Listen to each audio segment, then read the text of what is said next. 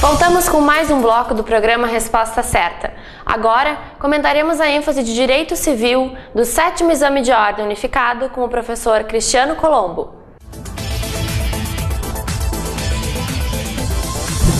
Bem, gente, estamos aqui então. Meu nome é Cristiano Colombo e nós vamos estar analisando hoje, então, esta segunda fase da OAB tributária. Primeiramente, eu gostaria de mandar um abraço aos nossos alunos, tanto aqui do Rio Grande do Sul como das outras unidades da federação, e dizer a eles que realmente, nas nossas aulas, nós nos sentimos felizes. Eu e o Juliano conversamos hoje, o professor Juliano, e chegamos à conclusão que efetivamente os principais pontos abordados, os principais pontos que a prova trouxe, foram efetivamente analisados em sala de aula. Então nós vamos começar analisando cada uma dessas questões a partir da peça prática profissional e a partir daí, então, abrindo todas as questões havidas na prova. Então, nós vamos começar analisando a peça prática profissional. Gente, em sala de aula a gente buscou fazer um estudo adequado de identificação de peça.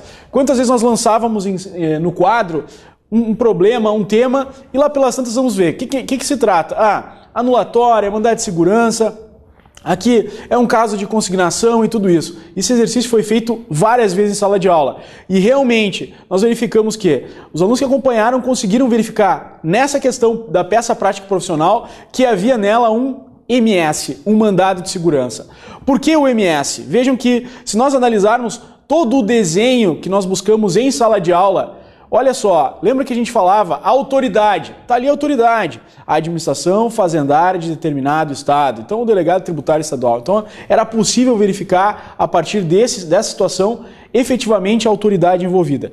Nós falávamos a vocês, verifiquem o prazo, gente, aquele prazo decadencial do mandado de segurança, e lá estava, consumaram-se em 90 dias. Então havia um prazo de 90 dias e, portanto, que admitia, no caso, o MS. Eu falava para vocês que nem o examinador vai fazer uma prova sem colocar critérios objetivos. E ele colocou os critérios objetivos. Ele disse ali, para buscar uma ação que traga rito mais célere, apontou que entre escolher uma ação anulatória e um mandado de segurança, você deveria escolher o mandado de segurança, com base no direito de advogado, contratado pelo SI, a petição pertinente que traga o rito mais sério, com base no direito processual, ciente da desnecessidade de outras provas. Gente, quantas vezes falamos na aula? Olha, analisem, mensurem. Se a questão disser que não há necessidade de prova, o que é isso? Não há necessidade de ilação probatória. Prova pré-constituída. Prova pré-constituída o que é? Direito líquido e certo. Portanto, prezados, para acalmá-los assim, sei que vocês estão preocupados aí com esse gabarito que está por vir, digo a vocês, nesse caso é um mandado de segurança. Vejam, falamos em aula também sobre a imunidade recíproca, nós tivemos uma aula exatamente sobre imunidade recíproca, em que falamos das imunidades dos entes, das pessoas jurídicas de direito público interno, das autarquias, das fundações do poder público, e ressalvamos que existiam algumas empresas, no nosso polígrafo está lá referido, como por exemplo, a Infraero, referimos em aula também os Correios expressamente, no sentido de que eles teriam também essa imunidade por exercitar uma atividade de monopólio. Então, claro que isso também, em razão de envolver a ECT, a Empresa Brasileira de Correios e Telégrafos, tramitaria na Justiça Federal, é evidente que nós iríamos para esse lado, em razão da visa atrativa da Justiça Federal, e, enfim, seriam essas as colocações que eu traria para vocês. Então, a peça cabível aqui, o mandado de segurança, o tema discutido, a imunidade tributária e a extensão em razão desse monopólio da ECT, e dicas que efetivamente se trata de MS. A questão relativa a escolher o rito mais célere, professor, eu poderia entrar com ação anulatória ou mandado de segurança? Nesse caso, o que o examinador mandou você escolher? O rito mais célere. O rito mais célere somos nós do MS. Inclusive pela expressa disposição, ciente da desnecessidade de outras provas. O que é isso? Direito líquido e certo, sem dilação probatória. E que, então, portanto, que não sejam os documentais. Então, o que acontece? Perfeito, os documentos estavam ali, rito do sério e tudo mais. Quem assistiu nossas aulas, quem acompanhou. E mais, conversando com o professor Juliano, a peça foi feita em sala de aula, o MS foi feito em sala de aula, o que deu total apoio, então, para os nossos alunos aí nessa questão da peça prática profissional. Vamos agora à questão de número 1. A questão de número 1, então, trata Em 20 de 5 de 95, a Receita Federal, em decorrência de fiscalização realizada na sede da empresa, constatou que a empresa não havia declarado e, consequentemente, recolhido a COFINS referente a todos os meses do exercício de 1990. Então, gente, olha o que nós estamos diante de nós. Estamos diante de uma situação em que há uma situação de fiscalização, em que nós temos a COFINS, que é um tributo que é lançado por homologação, que não foi declarado e não foi pago. Jurisprudência aí do STJ, a jurisprudência do STJ, ela é bem firme nesse sentido. Eu digo para vocês assim, ó, agravo regimental no agravo de instrumento 93, 97, 14.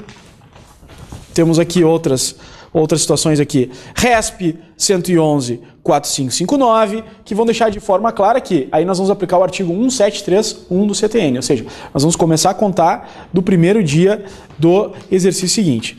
Nesse caso concreto, portanto, analisando essa possibilidade, esse caso concreto, vamos ver onde é que nós teremos então exatamente isso, que a Constituição, se o tributo é devido em 1990, quando é que começa a contar o prazo para a decadência? 1 de 1991. 1 de 91, de 92, de 93, de 94, de 95, 1 de 1996.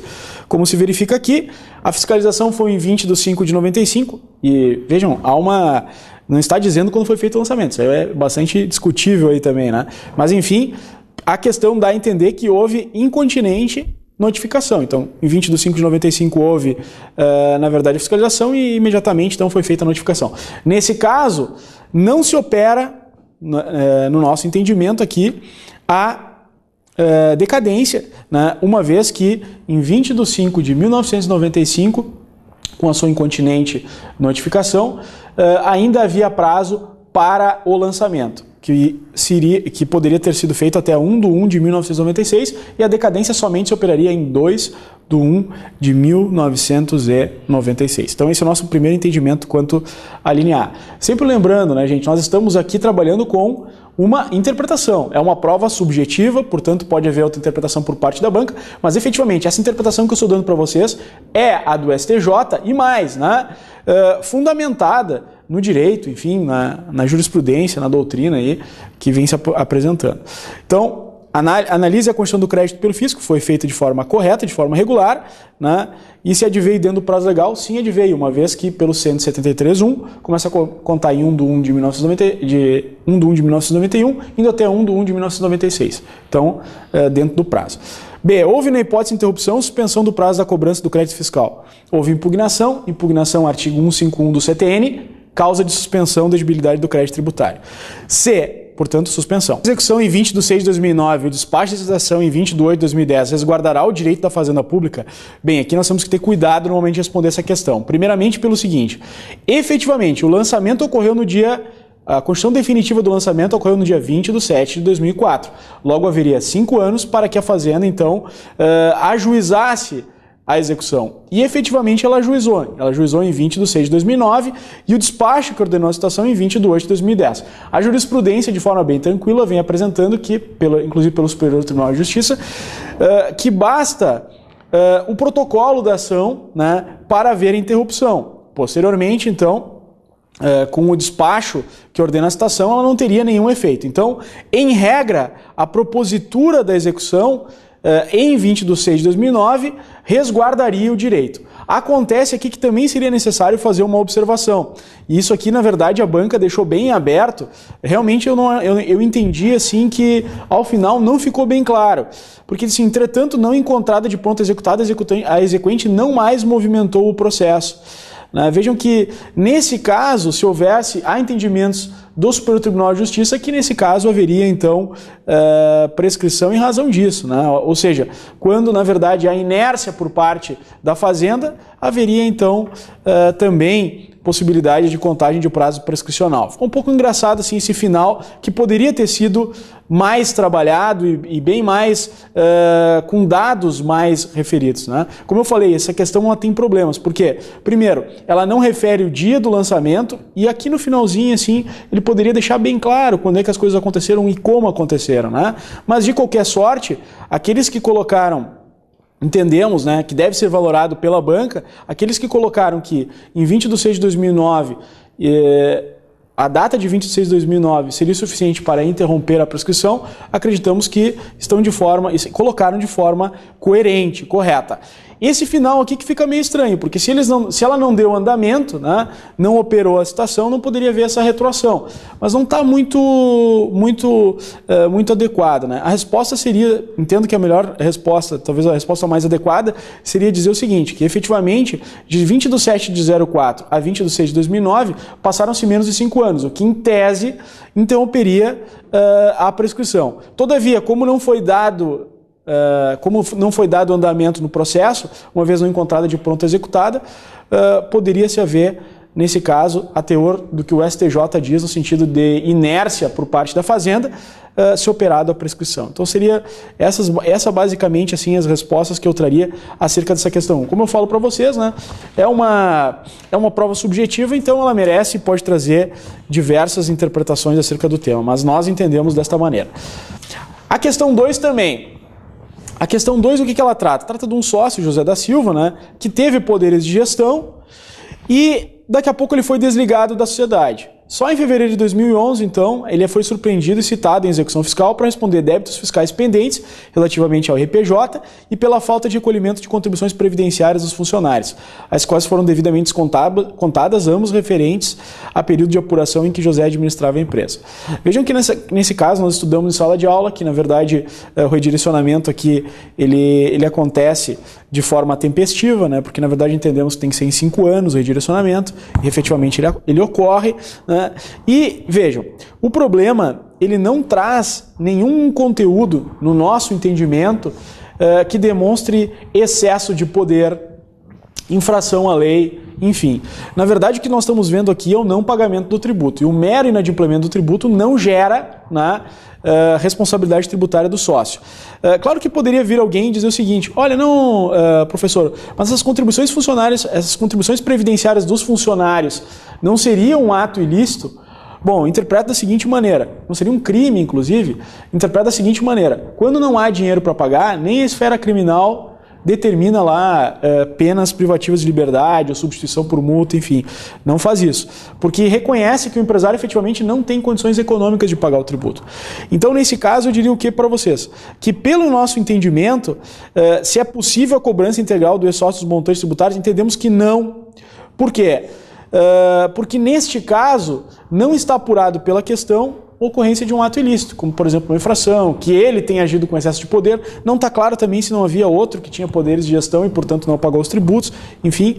B, se houve infração legal imputável a José da Silva, entendemos que nesse caso que não, porque na verdade não está descrito na questão excesso de poder, infração à lei, infração ao contrato, que aliás é algo bastante importante, né? Vejam que existem dispositivos na Lei 8212, 8213 acerca de contribuições previdenciárias, mas nós nunca podemos esquecer que nessa matéria quem manda é o Código Tributário Nacional, e o Código Tributário Nacional determina, no artigo 135, que para haver responsabilização por parte dos sócios, há que se ter ato ilícito. E a meu ver, a meu sentir, como está descrito, não se verifica um apontamento de ato ilícito por parte do senhor José da Silva. Questão 3. Gente, a questão 3 foi trabalhada em aula, foi apontado o dispositivo. Lembra que eu disse para vocês? Leiam com calma esse dispositivo 32. Esse dispositivo 32 é importante. Nós trabalhamos em aula, inclusive, aquelas situações que apontavam os melhoramentos. E quem foi atento, quem verificou e quem leu o artigo em sua integralidade, leu o parágrafo 2º que dizia exatamente isso. Que poderia haver uma lei municipal que estabelecesse então a área de expansão urbana, né? Inclusive na aula a gente foi objeto de nosso estudo, vamos lá só para dar uma analisada. Inclusive na última revisão eu digo, anotem aí o 32 para dar uma lida. Quem leu foi a literalidade do artigo 32. O que diz lá o artigo 32? O artigo 32 refere o imposto de competência dos municípios, sua propriedade tal, territorial, IPTU, né, tem como fato gerador a propriedade. E o parágrafo 1º trazia, então, os elementos que configuravam a zona urbana. Lembra que eu falei para vocês? Olha, tem que verificar. Muitas vezes, determinada verificação, se ser IPTU ou vai ser ITR, está dentro desses limites aqui, se é meio fio, se é abastecimento d'água, sistema de esgoto. Então, tendo 2 desses.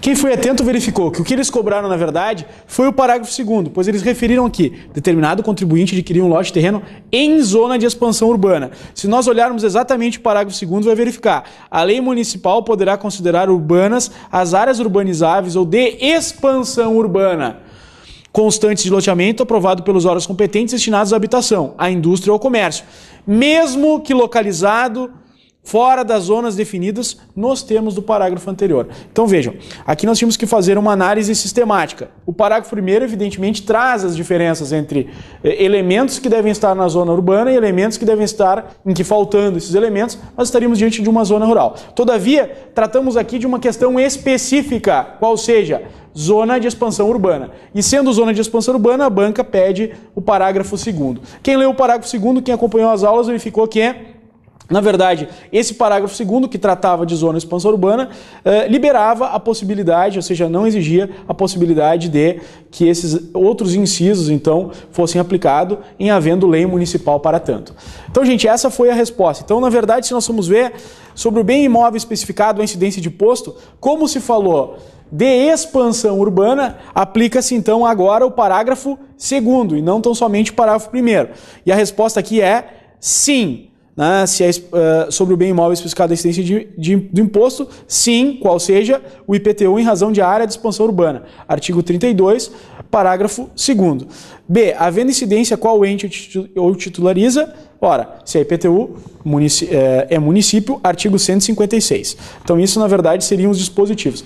Vejam que eles perguntaram bastante uma peculiaridade, né? Eles não ficaram somente naquela diferença entre área urbana e área rural. Eles trabalharam com uma expressãozinha chamada zona de expansão urbana.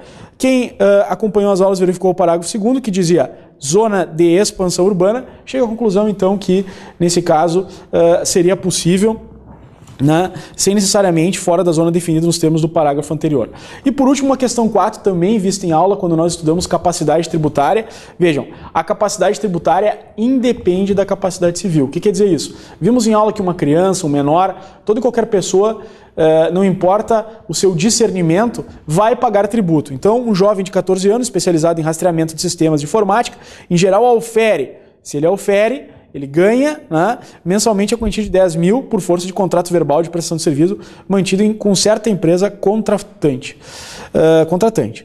Nesse caso, entende o jovem, em razão de sua absoluta incapacidade civil, não estará adstrito a quaisquer obrigações tributárias. Lê do engano, ele está sim. Então, à vista disso, o procedimento adotado do referido jovem está em consonância com o sistema legal? Não está. Por quê? Porque, na verdade, a incapacidade civil não é o que vai definir a capacidade tributária. Artigo 126 do Código Tributário Nacional, visto em aula. Assim, gente, gostaria de dizer para vocês que nós aqui da Verbo Jurídico ficamos muito felizes em ter estado com vocês assim nessa segunda fase, principalmente porque a gente acabou trabalhando de forma direta ou indireta os dispositivos. Vejam que o mandado de segurança foi visto bastante em aula. Prescrição e decadência foi visto em aula. Nós analisamos também aí a questão da responsabilidade tributária do sócio e, por último, também a incapacidade civil, a capacidade civil. Dessa forma, então, eu agradeço a atenção de vocês. Quero dizer para vocês que esse é um gabarito preliminar, extraoficial, então, vamos aguardar e vamos verificar. Já serve de subsídio para eventual recurso, caso alguém tenha, na verdade, tido uma resposta próxima que eu falei em aula aqui, que eu estou falando agora, e realmente houve uma divergência, você pode recorrer sobre esses fundamentos. Vamos aguardar o que a banca vai dizer, o que ela vai referir, mas se ela fugir do que nós acabamos de falar, cabe recurso. Eu gostaria só de dizer uma coisa para vocês ao final. Eu falei isso durante a segunda fase e eu vou repetir agora. Gente, se alguém ficou por algum décimo, por alguma diferença de ponto, não deixe de recorrer, porque você pode sim ter êxito na aprovação. Um abraço para vocês aí, sucesso àqueles que estão aprovados e aqueles que porventura não conseguiram, continue na batalha para ter essa carteira. Um grande abraço, até mais. Chegamos ao final do nosso programa Resposta Certa, comentando a segunda fase do 7º Exame de Ordem Unificado. Muito obrigada a todos vocês que nos assistiram, agradecemos também aos nossos professores e a toda a equipe da Verbo Jurídico. Para acompanhar nossas novidades e promoções, acesse o site verbojuridico.com.br ou seja nosso amigo em facebook.com.br/verbojurídico. Nos encontramos em breve no próximo programa Resposta Certa. Até mais!